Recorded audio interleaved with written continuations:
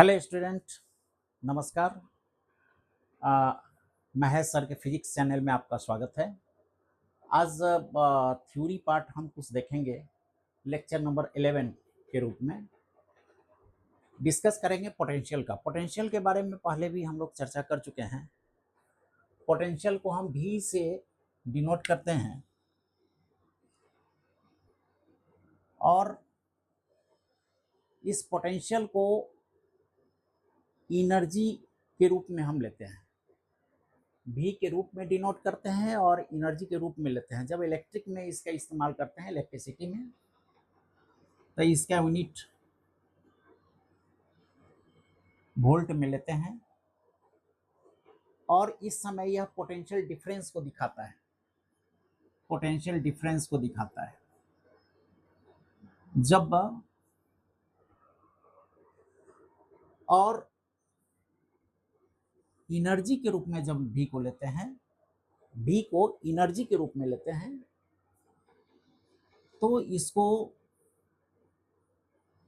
Joule के रूप में दिखाते हैं। इसमें एक दो बातें बहुत ही इंपॉर्टेंट है पोटेंशियल के संबंध में कि पोटेंशियल का कोई एब्सोल्यूट वैल्यू नहीं होता है। पोटेंशियल का कोई एब्सोल्यूट वैल्यू नहीं होता है, चाहे वह वोल्ट के रूप में हो और चाहे वह एनर्जी के रूप में हो। वोल्ट के रूप में दो पॉइंट के बीच पोटेंशियल का जो डिफरेंस होता है वह वोल्ट कहलाता है, वह पोटेंशियल डिफरेंस कहलाता है, वोल्ट कहलाता है। और एनर्जी के रूप में किसी पॉइंट पर पोटेंशियल एनर्जी भी यूनिट मास, यूनिट चार्ज को, यूनिट चार्ज, यहाँ चार्ज का चूंकि इलेक्ट्रिसिटी में पढ़ रहे हैं, यूनिट चार्ज को इन्फिनिटी से इस पॉइंट तक लाने में जितना काम करना पड़ता है, जितना वर्क करना पड़ता है, वही इस पॉइंट पी का पोटेंशियल कहलाता है। पोटेंशियल यानी भी, और यही कारण है चूंकि एनर्जी की total work done to bring a unit positive charge from infinity to that point is called potential और इसका इकाई जूल होता है। तो हमने पिछले क्लास में पढ़ा था, लेक्चर नंबर संभवतः 6 में या 7 में, कि एक यूनिट पॉजिटिव चार्ज के कारण, एक पॉजिटिव चार्ज पॉइंट चार्ज के कारण r डिस्टेंस पर एक पॉइंट P हो, यदि r डिस्टेंस पर एक पॉइंट P हो, तो P पॉइंट पर इलेक्ट्रिक फील्ड को हम डिफाइन करते हैं कि यूनिट पॉजिटिव चार्ज पर लगता हुआ फोर्स, यानी एक यूनिट पॉजिटिव चार्ज यदि P पॉइंट पर रखें और यह इस पॉइंट चार्ज Q के कारण जितना फोर्स एक्सपीरियंस करेगा वही इलेक्ट्रिक फील्ड होता है, जो हमने कहा था this is KQ/r², r distance. अब इस यूनिट पॉजिटिव चार्ज पर लगता हुआ फोर्स ये है, तो यदि हम किसी Q चार्ज को रखें यहाँ पे, Q dash charge, suppose Q dash charge को यहाँ रखें, तो इस पर लगता हुआ force F is equal to E into Q dash, यानी this is KQ dash divided by r² होगा। इतना फोर्स लगेगा पॉइंट P पर Q डैश चार्ज पर। अब मान लीजिए कि एक यूनिट पॉजिटिव चार्ज को इंफिनिटी से हम इस पॉइंट P पर ला रहे हैं और P पॉइंट पर लाने के क्रम में अभी डिस्टेंस x पर है, Q से डिस्टेंस x तक हम ले आए और x पॉइंट से हम dx डिस्प्लेस करते हैं, इसको x पॉइंट से dx डिस्प्लेस करते हैं। तो जब यह q डैश इस बिंदु पर होगा तो यहां लगता हुआ force F is equal to K Q Q dash divided by, जैसे r डिस्टेंस यहाँ के लिए था, यहाँ का distance x, that is x square. यानी वर्क डन, छोटा सा वर्क डन dx डिस्प्लेस करने में, F into D X, this is K Q Q dash X square into D X. अब इसको इंटीग्रेट कर दें यदि, तो total work done from infinity to point are distance तक, तो इसको लिख सकते हैं K Q Q dash 1x square यानी माइनस एक्स, इंटीग्रेशन इसका लें तो this infinity to R, this is K Q Q dash divided by R यहाँ पे, और minus K Q Q dash divided by infinity, a infinity zero, this tends to zero, यानी work done K Q dash इतना के बराबर होगा। देखिए this is work done. अब चूंकि इस बिंदु पर फोर्स इस तरफ लग रहा है, रिपल्सिव फोर्स लग रहा है, फोर्स इस तरफ लग रहा है और डिस्प्लेस इस तरफ होता है, इसलिए किया गया काम निगेटिव है। लेकिन एक्सटर्नल पॉजिटिव, एक्सटर्नल फोर्स के कारण, यदि इसका नहीं, एक्सटर्नल फोर्स, जिस फोर्स से हम इसको धीरे धीरे धीरे यहाँ तक लाए हैं, बहुत दूर से यहाँ तक खींच के लाए हैं, उस फोर्स के कारण यदि काम किया हुआ काम निकालें तो दिस पॉजिटिव, यानी total work done, this K Q Q dash divided by x square, sorry not R square, ये total work done.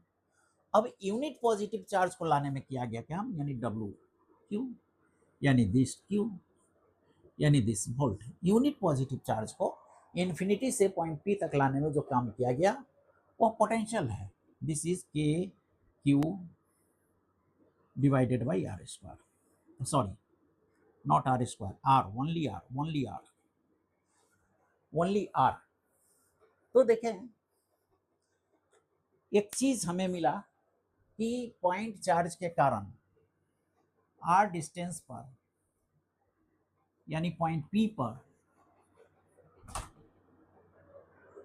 Electric field E is equal to Q divided by are square, और potential के Q by R, यानी V, इस potential को यदि हम R से differentiate करें तो E मिलेगा, और E में यदि R के रेस्पेक्ट में इंटीग्रेट करें तो V मिलेगा। यानी यहां लिख सकते हैं dV अपॉन dr, इसको यदि डिफ्रेंशिएट करें तो this is minus K Q divided by are square, this is E minus minus E, यानी इसको लिख सकते हैं E is equal to minus dV upon dr।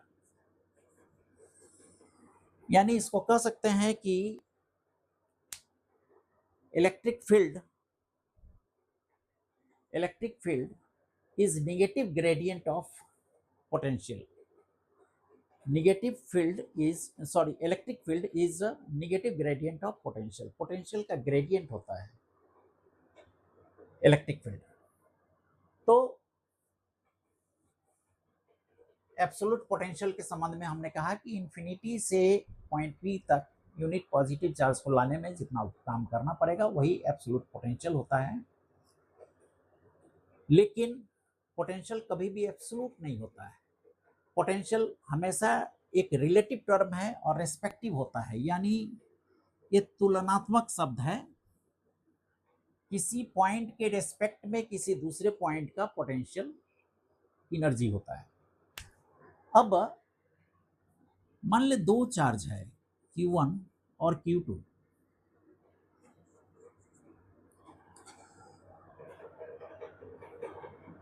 इस दो चार्ज के बीच का डिस्टेंस r है, तो दोनों के बीच लगता हुआ force F is equal to this is Q1 Q2 K divided by R square. अब चूंकि हमने अभी देखा कि dV by dr minus is equal to E, यानी इसको लिख सकते हैं dV is equal to minus E dot dr, यानी इसको यदि इंटीग्रेट कर दें तो हमें V मिलेगा। यहां पे F दोनों के बीच फोर्स दिस, अब इस फोर्स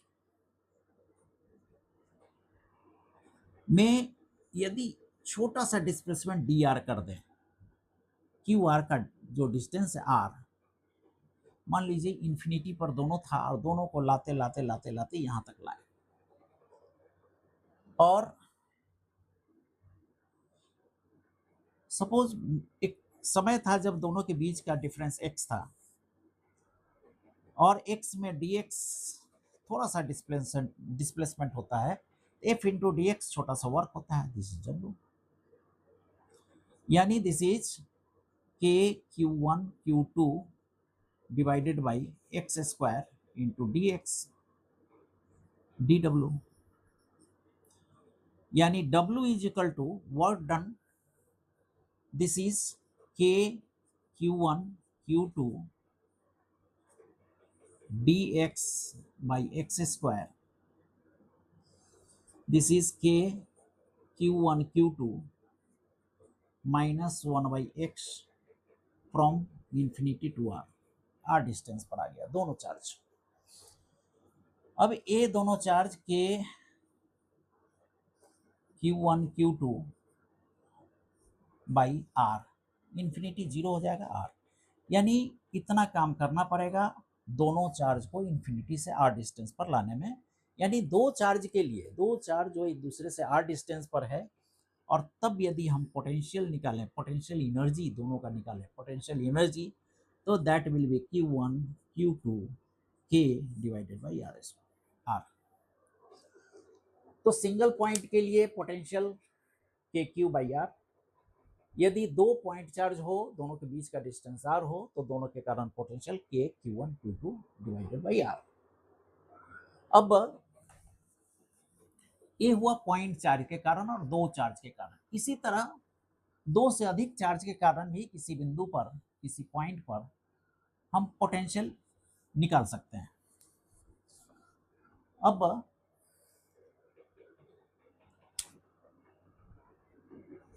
मान लीजिए Q1 चार्ज है, दिस Q2 चार्ज है, दिस Q3 चार्ज है, बहुत सारा चार्ज है, इस तरह Q4 चार्ज है, और एक पॉइंट P है, इससे R1 डिस्टेंस है, सपोज दिस R2 डिस्टेंस है, यहाँ R2, R3 है, R4 डिस्टेंस है, तो प्रत्येक के लिए पोटेंशियल को यदि जोड़ दें तो टोटल पोटेंशियल यहाँ मिलता है, यानी k Q1 divided by R1 plus k Q2 divided by R2, k Q3 divided by R3 and so on. Potential चूंकि स्केलर क्वांटिटी है, इसलिए इसको अलजेब्रिकली जोड़ा जा सकता है, यानी डिफरेंट पॉइंट पर यदि चार्ज रखा हो और किसी पर्टिकुलर पॉइंट पर हम टोटल पोटेंशियल निकालना चाहते हैं, तो प्रत्येक चार्ज के कारण उस पॉइंट पर जनरेट होने वाले पोटेंशियल को एड अप कर देंगे, वही टोटल पोटेंशियल उस पॉइंट का होगा। अब इसी चीज को हम सिस्टम ऑफ चार्ज से समझते हैं, यानी कंटिन्यूस डिस्ट्रीब्यूशन चार्ज से समझते हैं। इलेक्ट्रिक पोटेंशियल एनर्जी सिस्टम, अब जैसे आप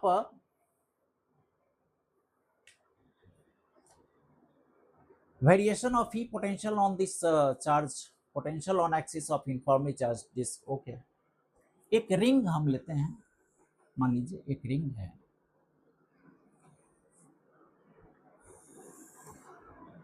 और इस एक्सिस पर एक पॉइंट P है जिसका दूरी x और इस रिंग का रेडियस r। अब इस पॉइंट P पर इस पॉजिटिवली चार्ज रिंग के कारण, मान लीजिए इस रिंग पर टोटल चार्ज Q है और लीनियर चार्ज डेंसिटी लैम्डा है, इसके कारण P पॉइंट पर हम पोटेंशियल निकालना चाह रहे हैं।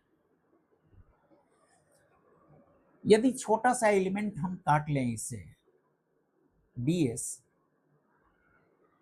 और लैम्डा चूंकि लीनियर डेंसिटी है चार्ज का, तो लैम्डा इंटू ds ये छोटा सा चार्ज होगा dq, और dq से पॉइंट P का डिस्टेंस यदि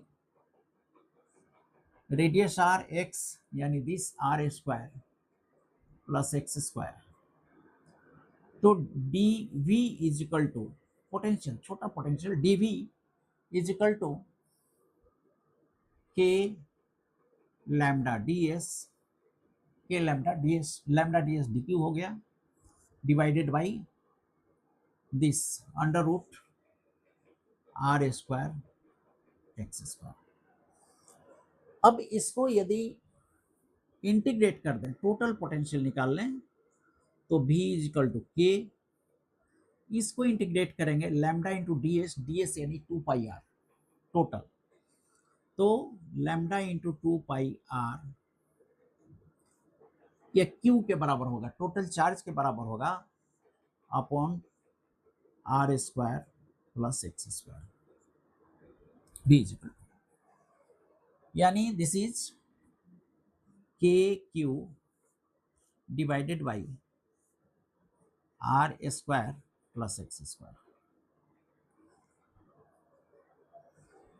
अब देखिए इस v को, v डिपेंड करता है ये दूरी पर x पर, v डिपेंड करता है x पर, और जैसे जैसे यह सेंटर के करीब आएगा x का वैल्यू कमते जाएगा, और जब सेंटर पर आ जाएगा तो इसका x के वैल्यू kq अपॉन r हो जाएगा।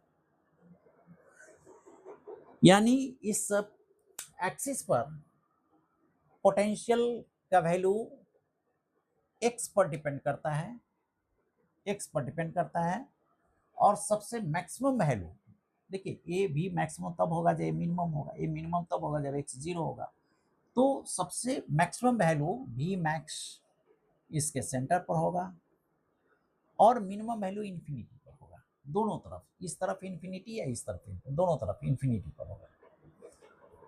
अब याद कीजिए हमने पिछले बार यहां पर E निकाला था, V से भी E निकाला जा सकता है, that is E is equal to हम लोग निकाल सकते हैं dV अपॉन dr। यहाँ x है वेरिएबल, तो dV अपॉन dx, इसमें x एक्सिस के अलोंग जो कंपोनेंट होगा इसको हम इसको डिराइव कर सकते हैं। इसी तरह एक यूनिफॉर्मली चार्ज डिस्क के कारण, यदि इस तरह का डिस्क है,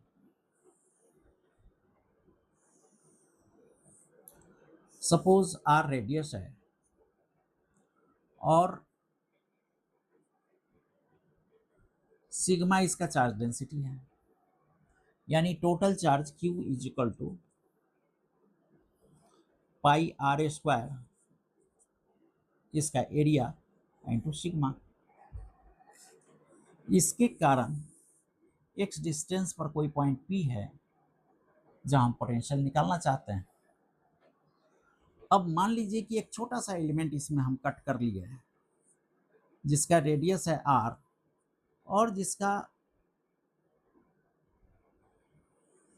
छोटा सा मोटाई dr है, दिस dr। तो इस एलिमेंट का, छोटा सा एलिमेंट का 2 pi r into d r, sorry small r,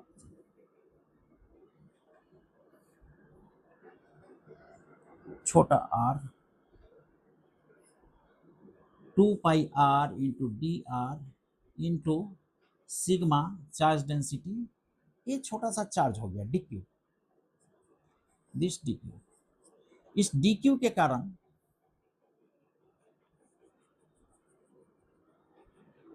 P point पर dV is equal to d q यानी k 2πr d r sigma divided by, यहां देखिए दिस का होल स्क्वायर, दिस का होल स्क्वायर यानी small r square, this is under root x square r square. अब इसको integrate कर दें हम जीरो टू कैपिटल आर तक, जीरो टू कैपिटल, तो पूरी डिस्क के कारण पी पॉइंट पर पोटेंशियल क्या होगा, ये निकल जाएगा। यानी दिस इज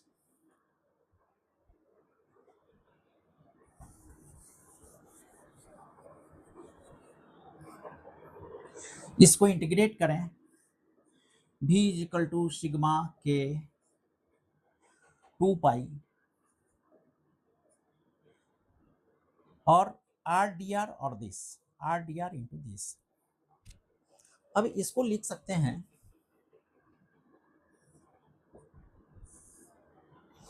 इसका होल स्क्वायर, डिनोमिनेटर का होल स्क्वायर यानी X square plus are square,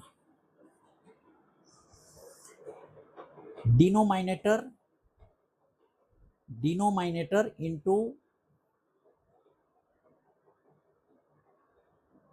एक minute this R D R, नहीं ऐसे नहीं करते, ऐसे लेंदी हो जाएगा, इससे बढ़िया है हम इसको u मान लें, this x square plus are square is equal to u मान लें, then d u is equal to 2r d r. तो इसको लिखा जा सकता है आर डी आर को डी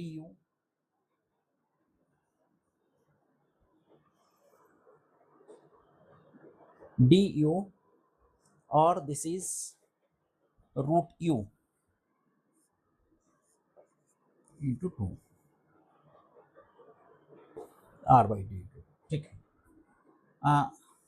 ऐसे करके दिस ये लिख सकते हैं। यदि इसको हम u माने तो D U by under root this. अब इसको लिखा जा सकता है सिग्मा के 2π divided by 2, this is u पर पावर माइनस हाफ यानी u पर power minus half plus 1 divided by 1 minus half यानी हाफ, दिस u कहाँ से कहाँ तक, तो जब r इज इक्वल टू 0 हो तो u is equal to X square, this x square, और यदि r is equal to capital R हो तो u is equal to X square plus X square plus are square. अब this is sigma के 2π divided by 2, this is half यानी 2 पर गया, this cancel into root U X square और X square plus U square, दो cancel, तो v is equal to sigma के 2π 2 cancel, this 1 by x square plus are square minus 1 by under root x square. ये potential होगा due to disc, इस तरह का disc, solid disc के कारण पोटेंशियल होगा। इस प्रकार हम किसी भी चार्ज डिस्ट्रीब्यूशन के कारण कोई भी चार्ज, चाहे वो रिंग के फॉर्म में हो, डिस्क के फॉर्म में हो, किसी भी बिंदु पर हम पोटेंशियल, इलेक्ट्रिक पोटेंशियल हम निकाल सकते हैं।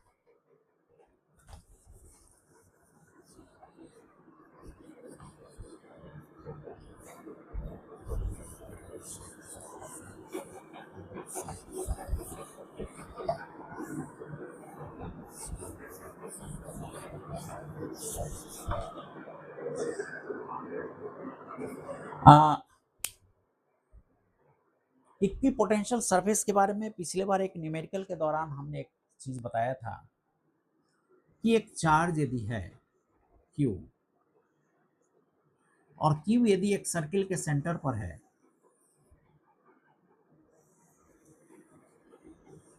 Q सर्किल के सेंटर पर है, तो इस Q के कारण इस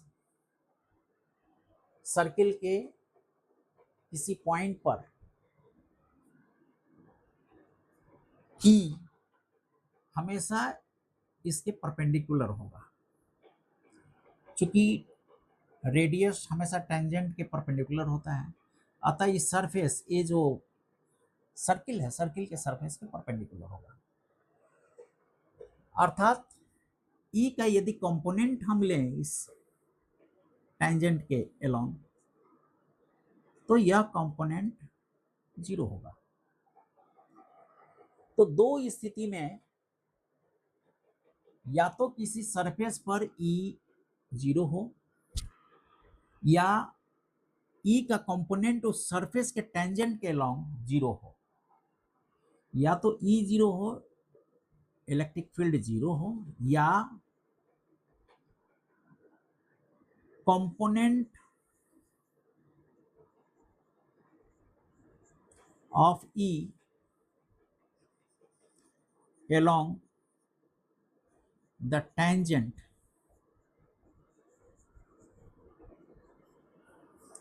to, इस केस में सर्किल होगा, और यदि स्फीयर लिया जाए तो टेंजेंट टू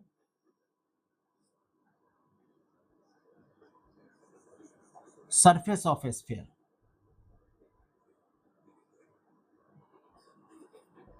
इज 0। दोनों ही केस में हम कहेंगे कि वो स्फीयर का सरफेस या इस सर्किल का इक्वी पोटेंशियल है, सेम पोटेंशियल पर है। क्लियर है? तो सेम पोटेंशियल होने के लिए किसी भी सरफेस को सेम पोटेंशियल पर होने के लिए यह जरूरी है कि उस सरफेस के किसी भी बिंदु पर E या तो 0 हो, या E का उस सरफेस के टेंजेंट के अलोंग कंपोनेंट 0। तो सरफेस के टेंजेंट के अलोंग कंपोनेंट 0 के लिए जरूरी है कि E उस सरफेस के परपेंडिकुलर हो, यानी उस सरफेस के परपेंडिकुलर E हो। उस स्थिति में टेंजेंट अपने आप 0 हो जाएगा, उसके कंपोनेंट अपने आप 0 हो जाएगा। तो इक्वी पोटेंशियल प्रॉब्लम सॉल्व करने के दौरान आएगा, ऐसे कंडीशन आएंगे जिसमें लिखा होगा कि पोटेंशियल 0 है किसी सरफेस पर, यानी उस हिसाब से हम उसका E कैलकुलेट करते हैं।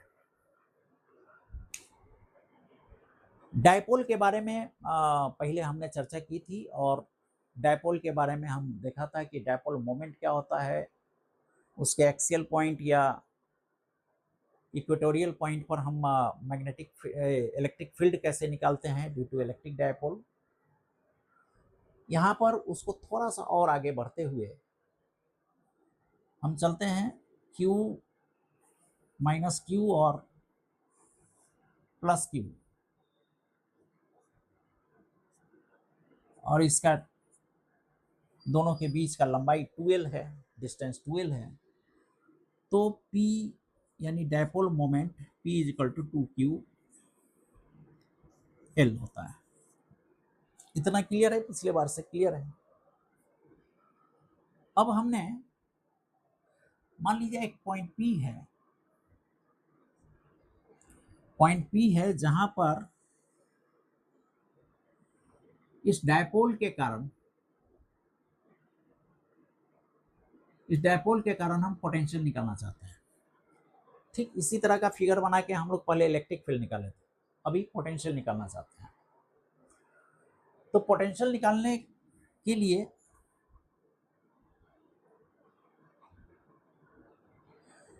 Q के कारण P पर हमें पोटेंशियल निकालना पड़ेगा जो पॉजिटिव होगा, और माइनस Q के कारण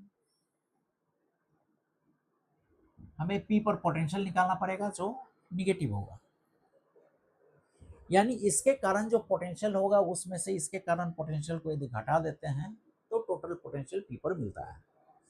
मान लीजिए ये एंगल थीटा है, दिस एंगल इज थीटा, तो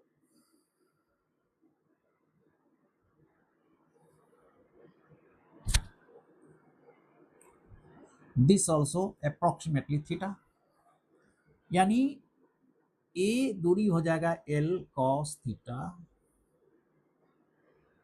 and this will also L cos theta. अब देखिए यहां यदि ये दूरी r है, फ्रॉम इसको O मान ले, centre O to P r distance है, तो Q का यहां से distance r minus L cos theta,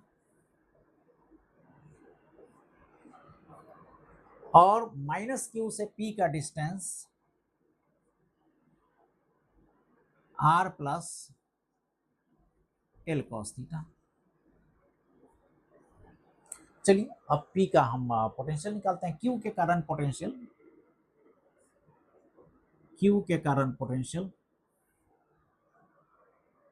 plus Q यानी KQ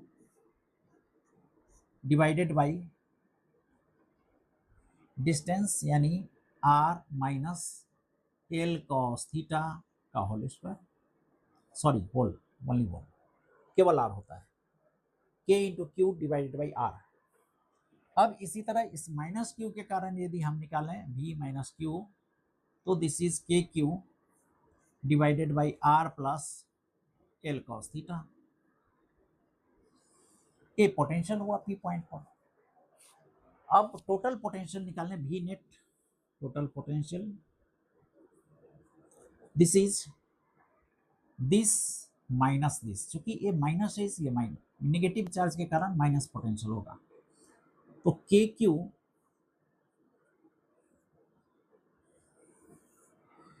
A plus B A minus B, यानी ये हो जाएगा R square minus L square cos square theta.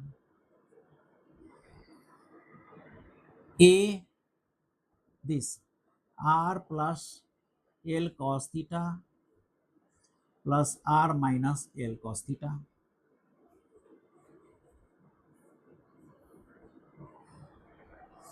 तो this is KQ L cos theta cancel हो गया, 2R divided by R square this,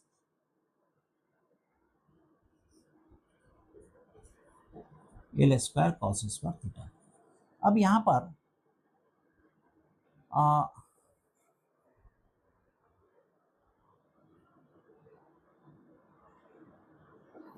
KQ2R, sorry इसमें minus था और यहाँ पे गलती हुई है कुछ, दिस चूंकि हम माइनस कर रहे हैं VQ माइनस दिस, यानी यहाँ दिस माइनस R होगा और प्लस L होगा, यानी यहाँ पर 2L cos थीटा होगा, सॉरी, तो 2QL दिस इज P यानी KP 2KL P cos theta divided by R square L square cos theta. अब देखिए R यदि बहुत बड़ा हो L से, R यदि बहुत बड़ा हो L से, उस स्थिति में A नेग्लेक्ट हो जाएगा, यानी दिस इज R स्क्वायर, यानी V को कह सकते हैं V net is equal to KP cos theta divided by R square.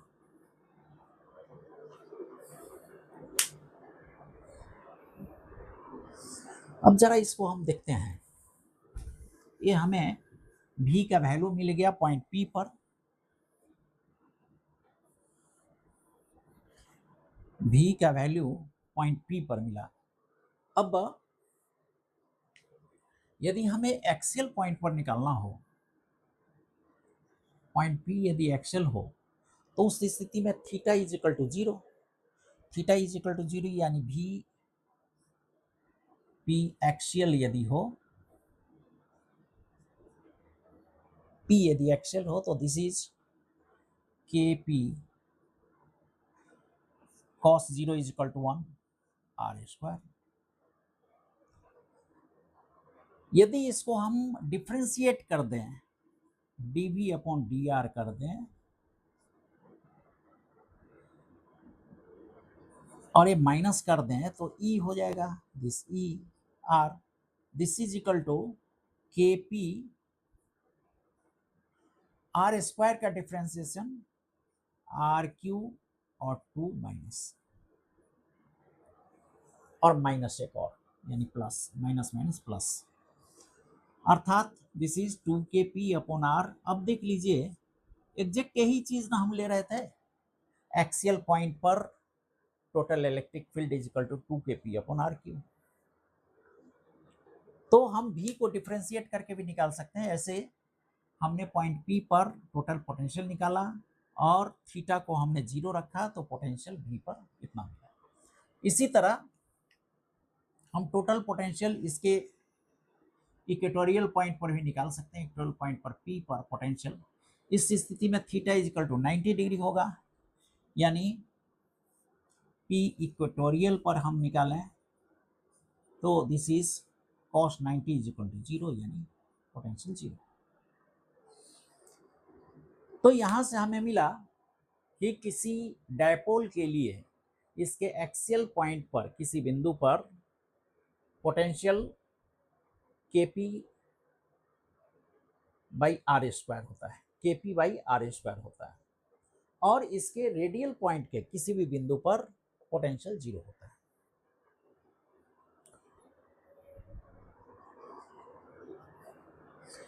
अब इस डायपोल में आगे बढ़ते हुए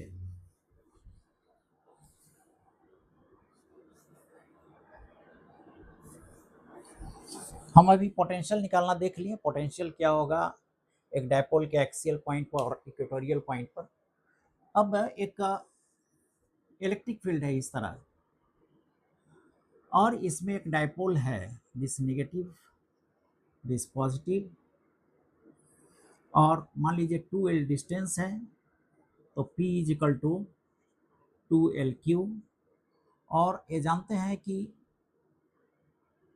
P यानी डायपोल मोमेंट एक वेक्टर क्वांटिटी है जिसका डायरेक्शन हमेशा नेगेटिव से पॉजिटिव की ओर जाता है। अब इस इलेक्ट्रिक फील्ड में एक डायपोल रखा हुआ है ऑफ डायपोल मोमेंट P,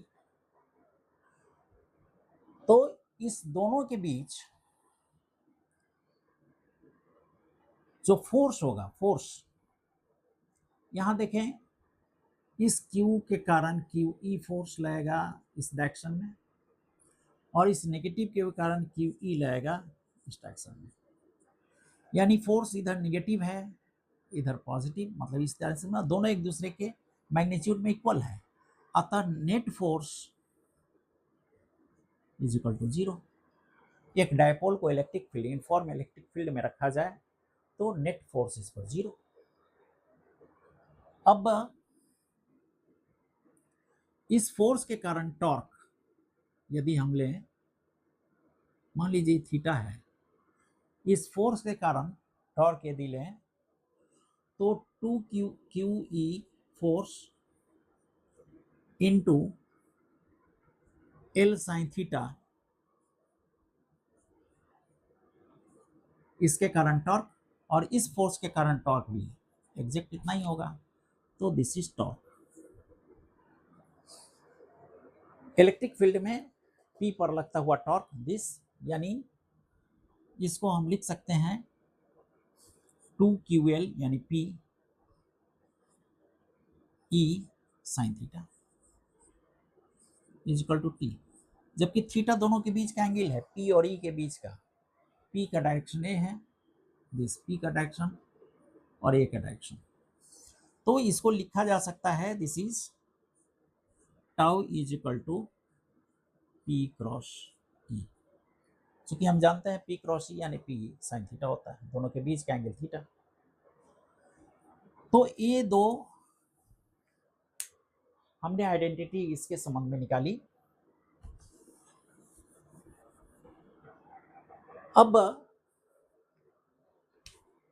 मान लीजिए कि इलेक्ट्रिक फील्ड ई में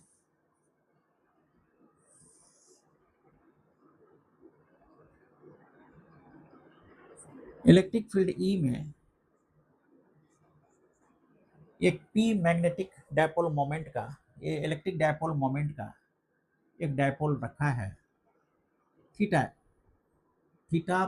सपोज 1, और इसको रोटेट करके सपोज थीटा 2 पर हम ले जाते हैं।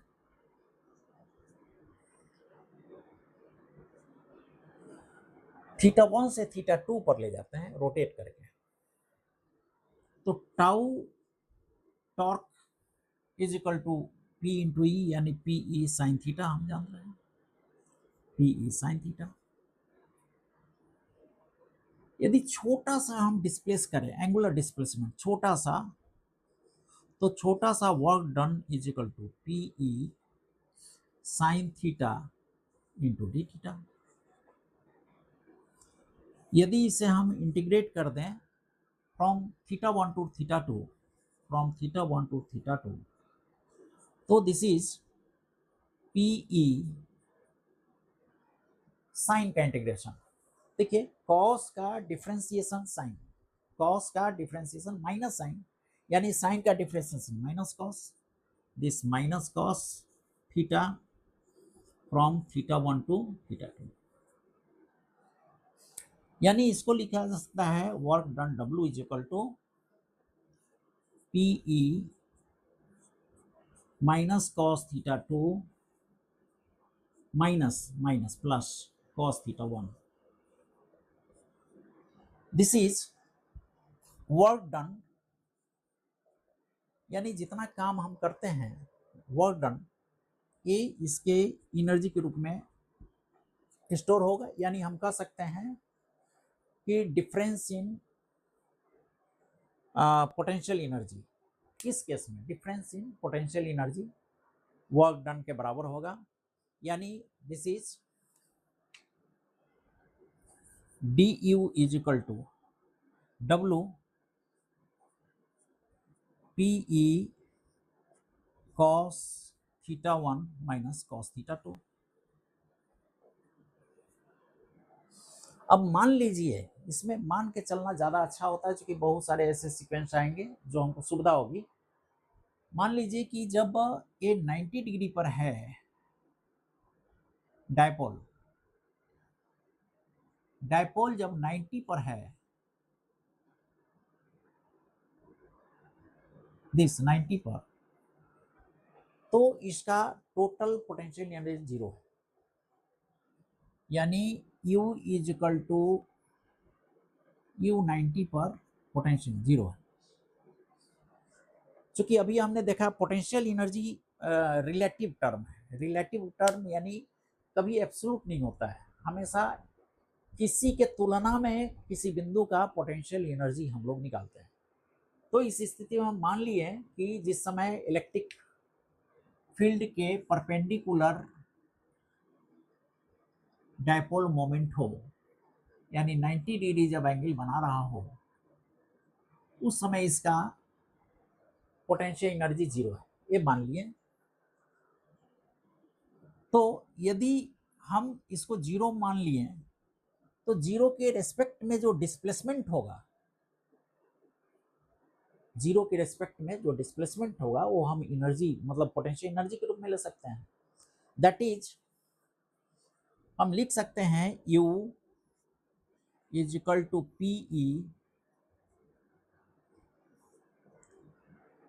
चलेंगे कहां से 90 से, यानी cos 90 is equal to 0 minus cos theta 2।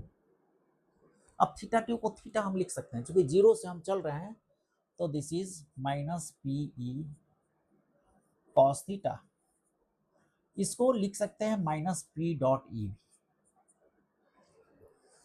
यानी एक तीसरा हमें आइडेंटिटी मिला, this U potential energy is equal to minus p dot e. ए एनर्जी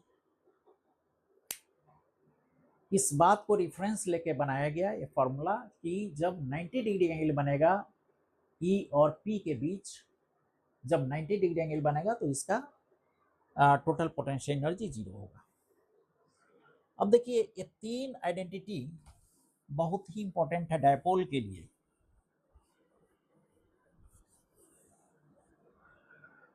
डायपोल के लिए तीन आइडेंटिटी, जब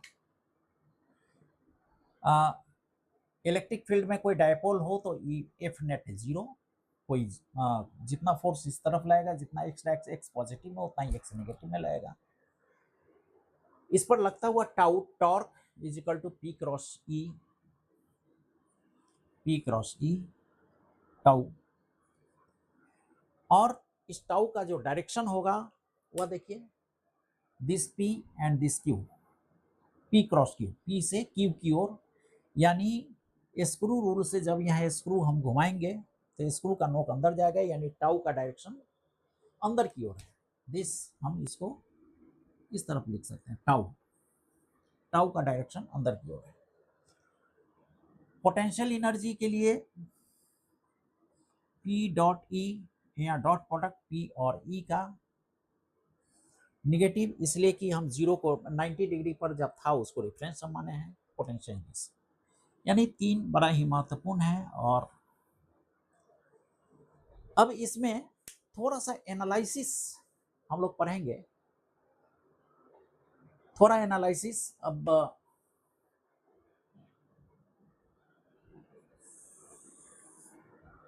इसको मिटा दूं जरा सा,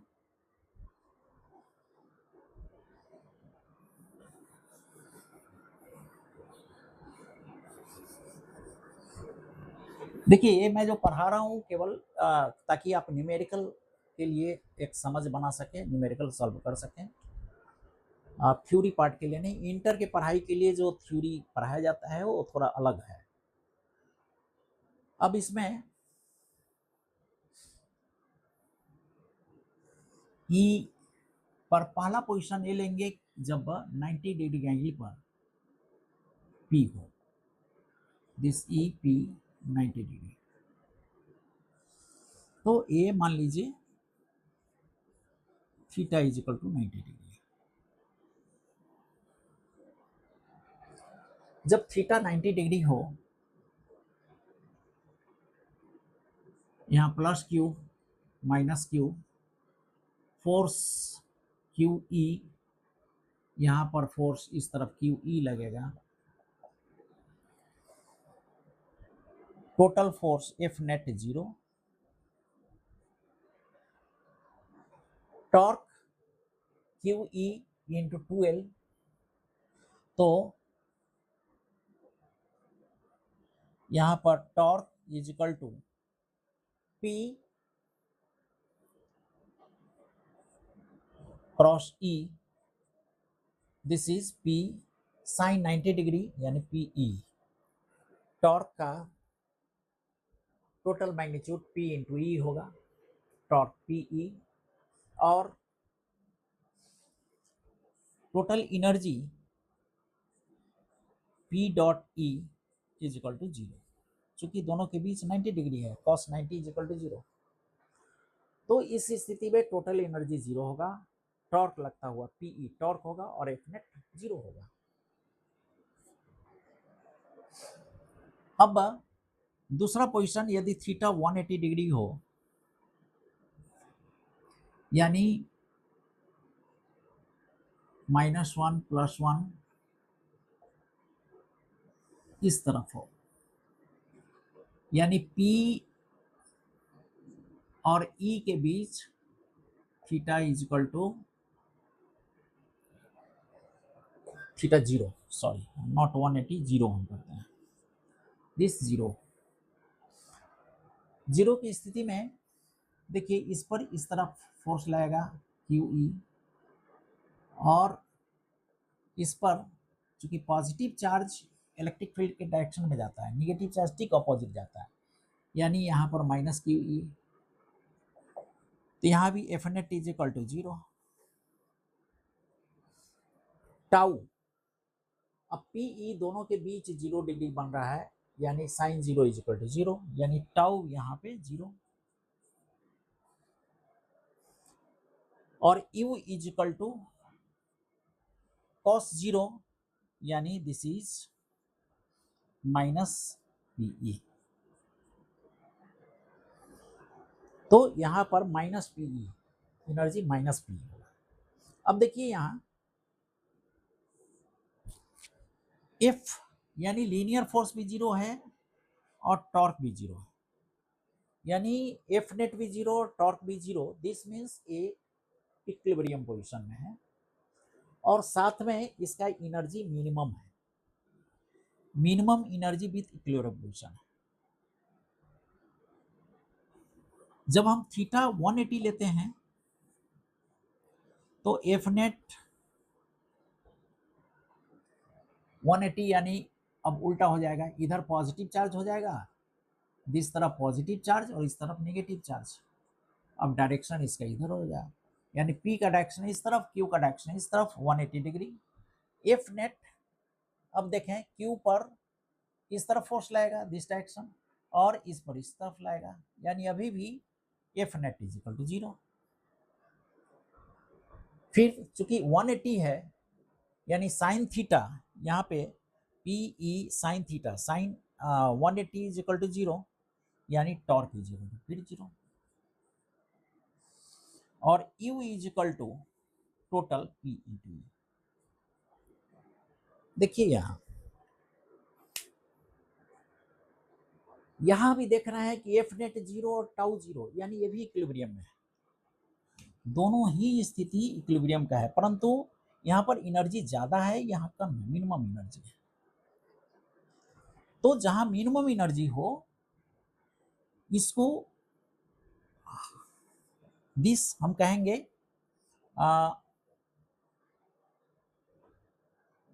स्टैटिक इक्विलिब्रियम।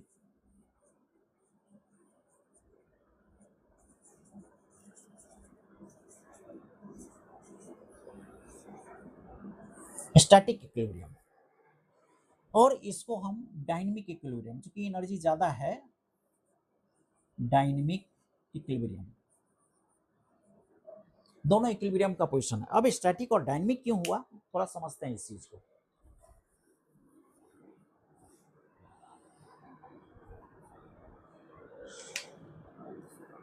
ई है और ई पर A plus Q, this minus Q. अब जरा सा इसको यदि हम थोड़ा सा टिल्ट कर दें, थीटा थोड़ा सा टिल्ट कर दें, तो इस पर फोर्स चूंकि पॉजिटिव चार्ज है, इस पर फोर्स इधर लाएगा, इस पर इधर लाएगा, यानी ये इसको ऐसे रोटेट करेगा, यानी जरा सा टिल्ट करने के बाद ये पुनः अपने पोजीशन में रिस्टोर हो जाएगा। तो डिस्प्लेसमेंट होने के बाद भी टॉर्क यदि इस डायपोल को हम ट्विस्ट करें, फिर भी अपने पोजीशन में ही रहना चाहेगा, यानी ये हमेशा इक्विलिब्रियम में बने रहना चाहेगा डिस्प्लेसमेंट के बावजूद। जब 180 डिग्री में हम आते हैं, प्लस क्यू माइनस क्यू, और ई इस तरफ है। अब यदि हम थोड़ा सा डिस्प्लेस करें दिस पॉजिटिव, तो इस पर फोर्स इस तरफ लाएगा और इस पर फोर्स इस तरफ। देखिए, यानी जिधर हम थोड़ा डिस्प्लेस करते हैं तो और ज्यादा ये टॉर्क का टेंडेंसी होता है कि और भी डिस्प्लेस करें, यानी ये पुरानी स्थिति में लाना नहीं चाहता है, इसमें रिस्टोरिंग फोर्स नहीं लग रहा है, और थोड़ा सा ही फोर्स लगाने पर इसका इक्विलिब्रियम पॉइंट डिस्टर्ब हो सकता है, इसलिए इसको डायनेमिक इक्विलिब्रियम कहते हैं। और यदि किसी डायपोल को हम 0 डिग्री से 180 डिग्री में हम टर्न करें, यानी ये प्लस है ये माइनस है, और इसको टर्न करके इधर प्लस इधर माइनस ले जाना चाहें, तो टोटल किया हुआ काम दोनों के एनर्जी का डिफरेंस यानी 2pe होगा। देखिए, शुरू में एनर्जी माइनस पी, बाद में प्लस पी, यानी 2pe एनर्जी डिफरेंस बढ़ा है, यानी कह सकते हैं कि टोटल किया हुआ काम 2Pe के बराबर होगा। तो ये मोटा मोटी टॉर्क के संबंध में हमने एक कॉन्सेप्ट लिया। टॉर्क का हमने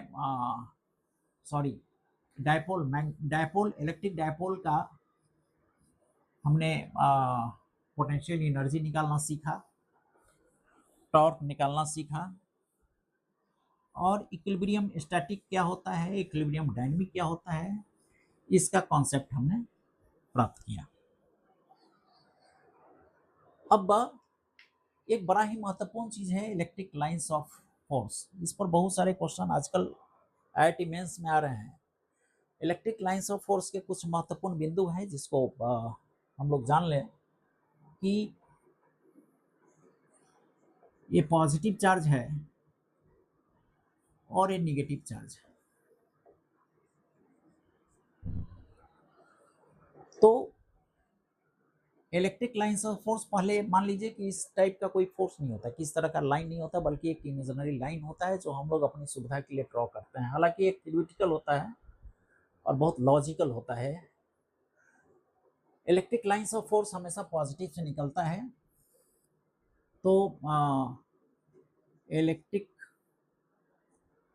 फील्ड लाइन इसको कहें यदि EFL इलेक्ट्रिक फील्ड लाइन, तो emanates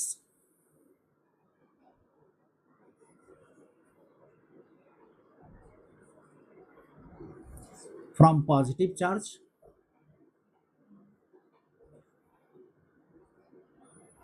and ends on negative charge। तो पॉजिटिव चार्ज से शुरू होता है और नेगेटिव चार्ज पर समाप्त होता है। Electric lines of force positive charge से शुरू होगा और नेगेटिव चार्ज पर समाप्त होगा, लेकिन but it does not makes a loop, it does not makes a loop, लेकिन लूप नहीं बनाता है कभी। यानी ऐसा नहीं होता है कि ये लाइंस ऑफ फोर्स यहाँ गया फिर पुनः वापस आया, ऐसा नहीं होता है। ये पॉजिटिव चार्ज से शुरू होता है और नेगेटिव पर जाके समाप्त होता है। इस लाइन का जो डेंसिटी होता है, डेंसिटी यानी देखिए कोई ऐसा पर्टिकुलर नियम नहीं है, परंतु चार्ज के तुलना में जितना अधिक चार्ज होगा उतना नंबर ऑफ लाइंस हम ज़्यादा ड्रॉ करते हैं, ये इलेक्ट्रिक फील्ड लाइंस, और चार्ज जितना कम होगा उतना कम ड्रॉ करते हैं। परंतु ये कह सकते हैं कि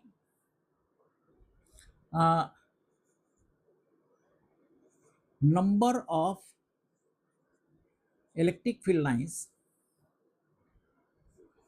is proportional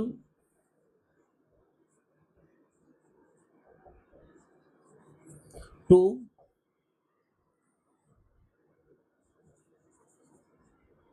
the magnitude of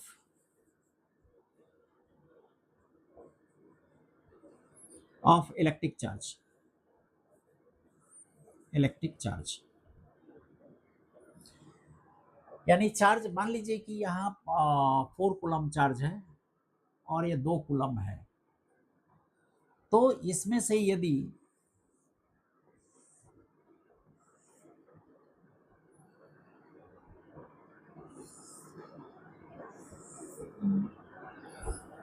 इसमें से 1 2 3 4 5, तो इसमें कम निकलेगा, 1 2 3, यहाँ 6 निकलेगा, यहाँ 4 निकलेगा, नहीं 2 गुना है, 2 गुना है तो 7 8 और इधर 4, यानी नंबर ऑफ लाइंस इसका रेशियो इसी मैग्नीट्यूड के, जो चार्ज है इलेक्ट्रिकल चार्ज उसके मैग्नीट्यूड के इसमें होगा।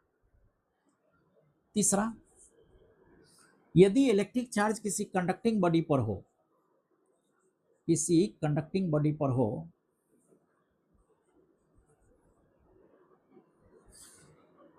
Conducting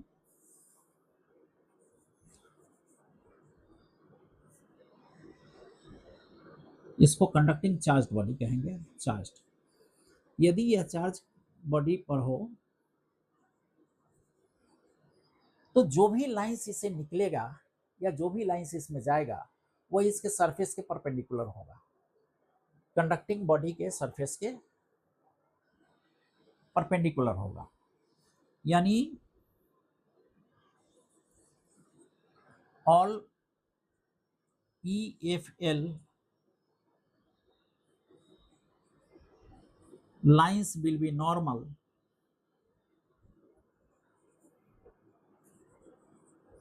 to the surface of charged conducting body।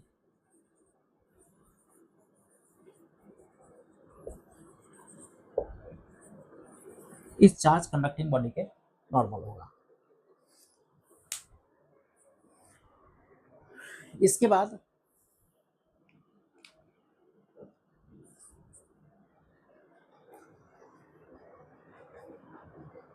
ये जो इलेक्ट्रिक फील्ड लाइंस है, इलेक्ट्रिक फील्ड लाइंस जब पॉजिटिव चार्ज से निकलेगा, यानी पॉजिटिव चार्ज से इमेनेट होगा, बाहर की ओर निकलेगा, और नेगेटिव चार्ज के में अंदर की ओर जाएगा।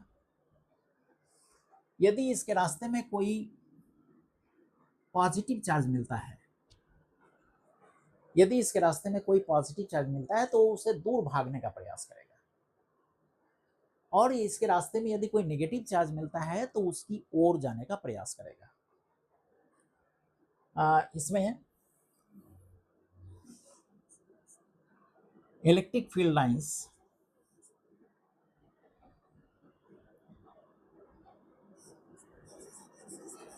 tends away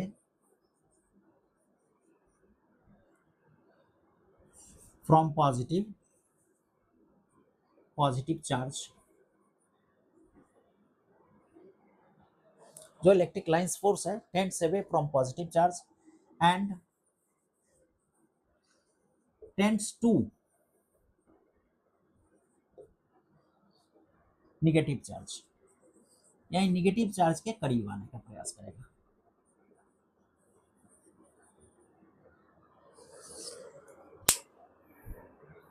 ये 4 बिंदु हम लोग 8 प्रॉपर्टी पढ़ेंगे, यही सबसे इंपॉर्टेंट है और जो बराबर न्यूमेरिकल में काम आता है, इसको आप नोट कर लेंगे। 5वां है कि किसी इलेक्ट्रिक फील्ड लाइंस को, कोई भी इलेक्ट्रिक फील्ड लाइंस, ऐसे मान लीजिए लाइंस है, इसके किसी भी बिंदु पर यदि हम एक टेंजेंट खींच दें, टेंजेंट, किसी भी बिंदु पर एक टेंजेंट हम ले लें, तो यह टेंजेंट का, इस टेंजेंट का डायरेक्शन जो है, डायरेक्शन ऑफ टेंजेंट, ये इलेक्ट्रिक फील्ड के डायरेक्शन को बताएगा, इलेक्ट्रिक फील्ड के डायरेक्शन को बताएगा। तो tangent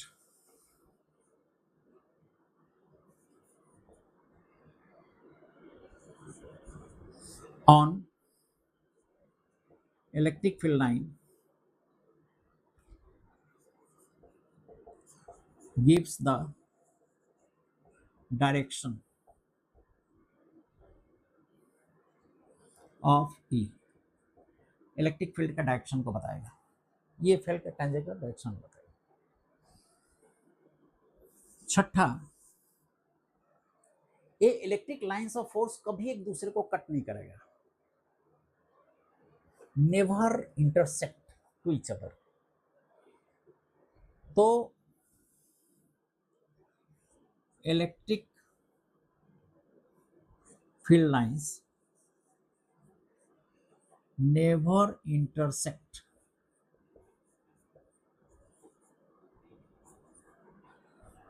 never intersects each other।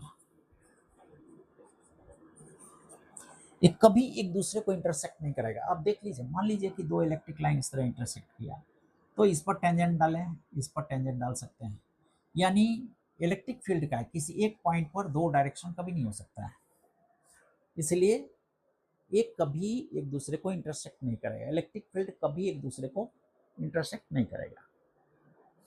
7वां,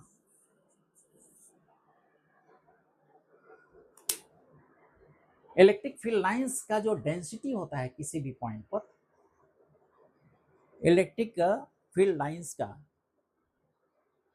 जो डेंसिटी होता है किसी भी बिंदु पर, वह उसके इलेक्ट्रिक फील्ड इंटेंसिटी के प्रोपोर्शनल होता है। यानी यहाँ देखें डेंसिटी बहुत ज़्यादा है तो यहाँ पर इलेक्ट्रिक फील्ड इंटेंसिटी ज़्यादा होगा, यहाँ पर डेंसिटी कम है तो यहाँ इलेक्ट्रिक फील्ड इंटेंसिटी कम होगा। यहाँ लिखेंगे हम कि density of electric field line is proportional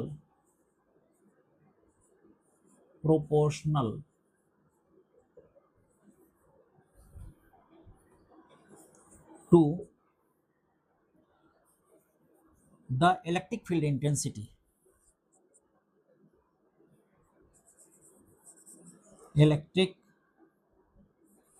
field intensity, तो इलेक्ट्रिक फील्ड इंटेंसिटी के प्रोपोर्शनल इसका ई का वैल्यू होगा। जहां डेंसिटी ज़्यादा होगा, जहां पर डेंसिटी ज़्यादा होगा वहां ई ज़्यादा होगा, जहां डेंसिटी कम होगा वहां ई का वैल्यू कम होगा।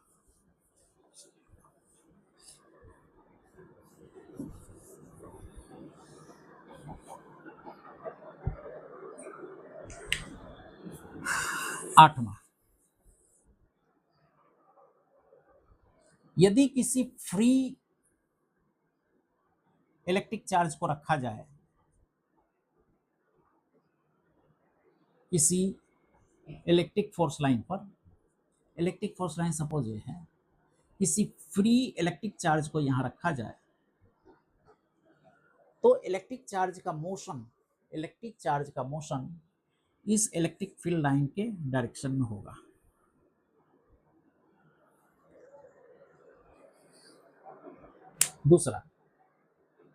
दूसरे शब्द में ये कर सकते हैं कि कोई भी ईएफएल इलेक्ट्रिक फील्ड लाइंस हमेशा हायर पोटेंशियल से लोअर पोटेंशियल की ओर जाता है, हायर पोटेंशियल से लोअर पोटेंशियल की ओर जाता है। यानी electric field lines goes from higher potential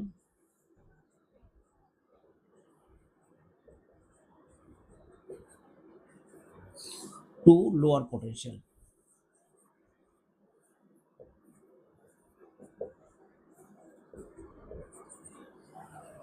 ये 8 इंपॉर्टेंट लाइन था जिसमें हमने इलेक्ट्रिक फील्ड लाइंस के संबंध में हमने जाना।